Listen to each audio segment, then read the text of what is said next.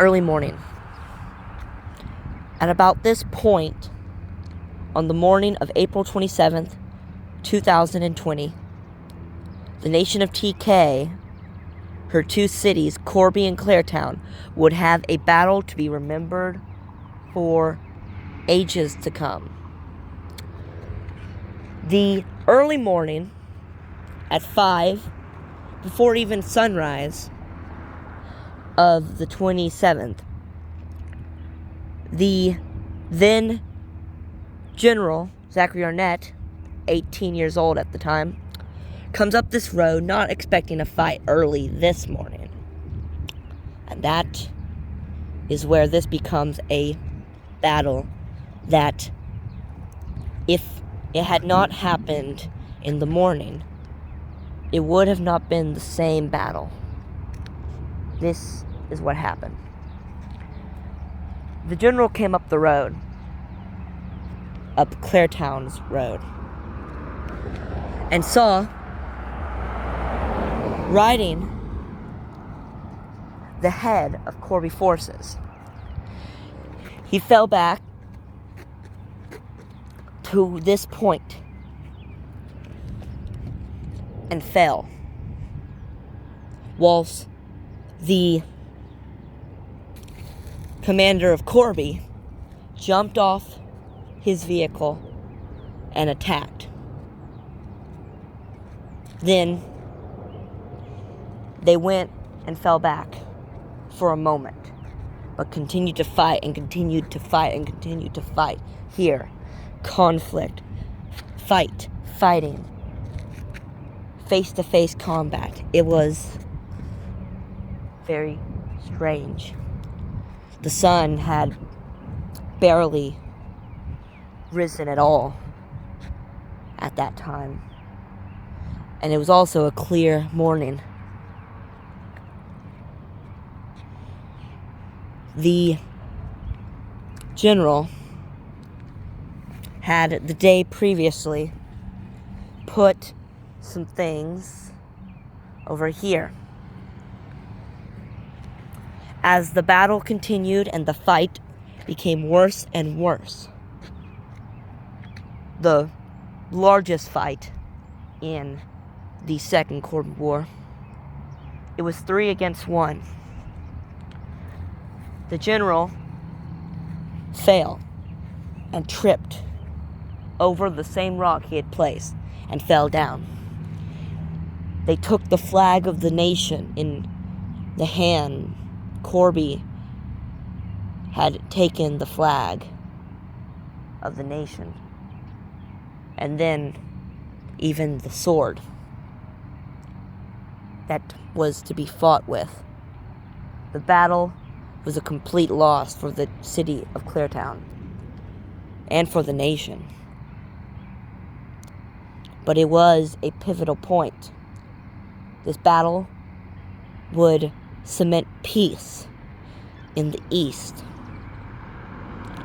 for about 2 years. But sadly, peace in the East could not last.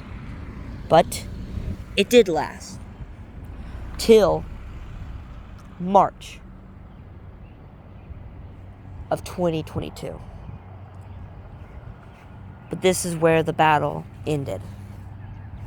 The Corby troops went what would be known now as buckwheat and rode this way and came from all sides to attack Claretown. It was a battle that was unwinnable. Maybe if the army of Claretown had had more troops and more of a strategy and would have been more prepared, maybe she would have won. But she did not. But Corby threw to the ground the might and even the pride of Claretown, showing her sister, Claretown, that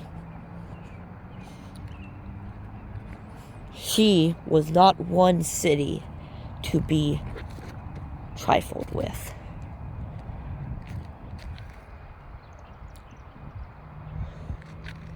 as the sun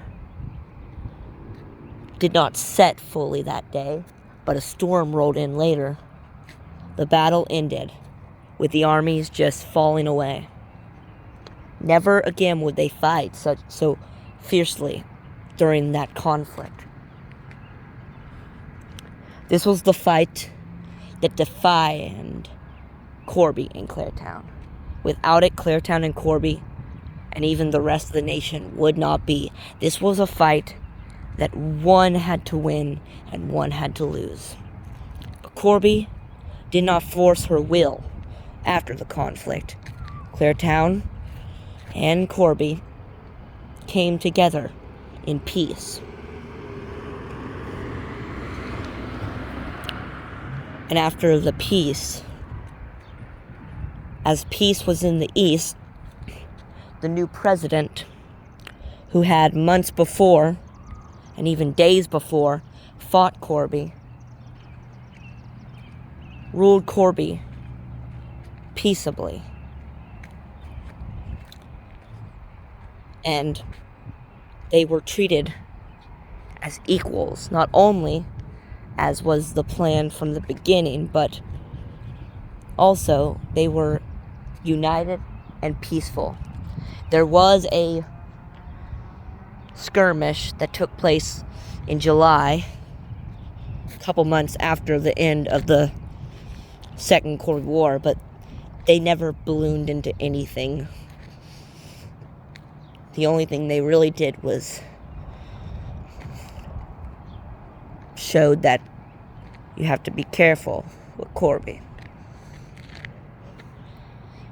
But as Corby in the battle had moved north of what was known, so too would the nation after this conflict under a new president, one Zachary Arnett, and not the president, the wise president who had ruled during the two Corby Wars. The nation was at peace in the east. And so, the new administration of Arnett and Eckloff moved beyond what they had and moved north and would find a strange, peculiar people known as buckwheat. A direct result of this battle is that buckwheat. And therefore, the nation would have never been how it is today without this battle on an early, cold, calm morning.